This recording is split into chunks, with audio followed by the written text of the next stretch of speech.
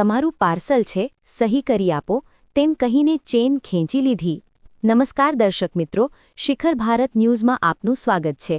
વાત કરીએ સમાચારમાં તો વડોદરામાં સ્વિગીના ટી-શર્ટ પહેરી ડિલિવરી બોય બનીને 74 વર્ષીય વૃદ્ધની સોનાની ચેન ઝૂંટવીને ભાગી છૂટ્યો।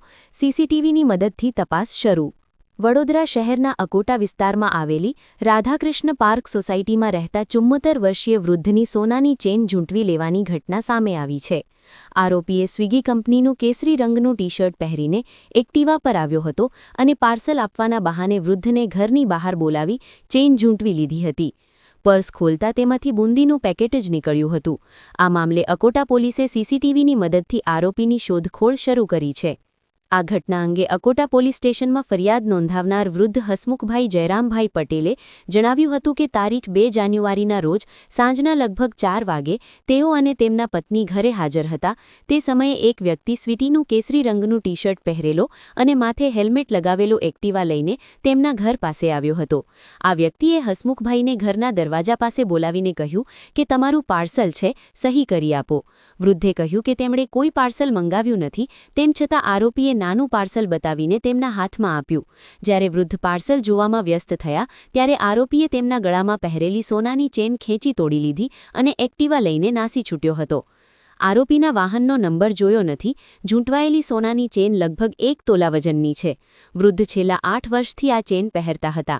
આ ઘટનાને પગલે અકોટા પોલીસે ગુનો નોંધીને આરોપીની શોધખોળ શરૂ કરી છે। પોલીસે આસપાસના સીસીટીવી ફૂટેજ તપાસવાની કાર્યવાહી હાથ ધરી છે। ફરિયાદી હસમુખભાઈ જયરામભાઈ પટેલે દિવ્ય ભાસ્કર સાથેની વાતચીતમાં જણાવ્યું હતું કે આ બનાવ સાંજે આશરે 4 વાગે બન્યો હતો। હું જ્યારે ઘરની બહાર બેઠો હતા ત્યારે એક અજાણ્યો શખ્સ ત્યાં આવ્યો હતો।